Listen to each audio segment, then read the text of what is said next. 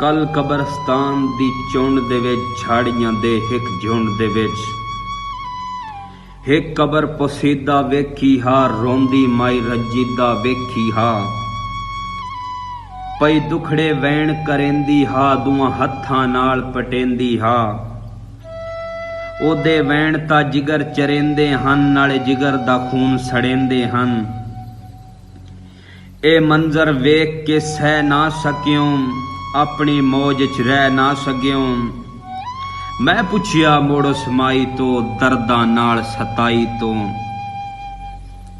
क्यों इतना कुरलुमनी है क्यों अपना हाल वंजाउंदी है। इस कबर च कौन प्यारा है कहंदा जिगर तेरा दलारा है। ठड्डा जिहा सा भर के रो पई मोड़ो चुप करके यार दूगा सदमा मुकिया कोई ना रोवण उसदा रुकिया कोई ना। हंजू पूज के पल्लू नाल सीधे किते चिटड़े वाल अपनी गाल सुनावण लग पई मन अपना परचावण लग पई। ए तुरबत मेरे जात है मेरे कुल सरमाए दी है। एदी पुत्र जवानी सोहनी हा बरहब शकल ते मन मोहना हा। संगतां दा लजदार भी हा जालिम अगे तलवार भी हा। सोहना ते नखरीला हा ताकतवर फुर्तीला हा। कहंदी भैड़ी नजर खा गई मेरी सारी खेड़ वंजा गई। किसे ऐंदा वैर कमाया मेरा पुत्र नशे लाया।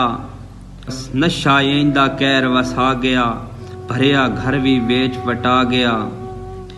नशे दे विच पुत्र फत्था वेख लिया के किथे लथा।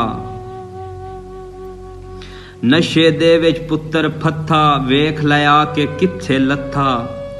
रोंदियां रोंदियां उमर वहा गई मौत पुत्र दी अंदरों खा गई।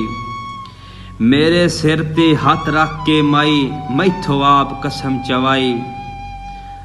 डुस्कारे सिसकियां लैंदी हा ए लफज मोड़ धुरेंदी हा।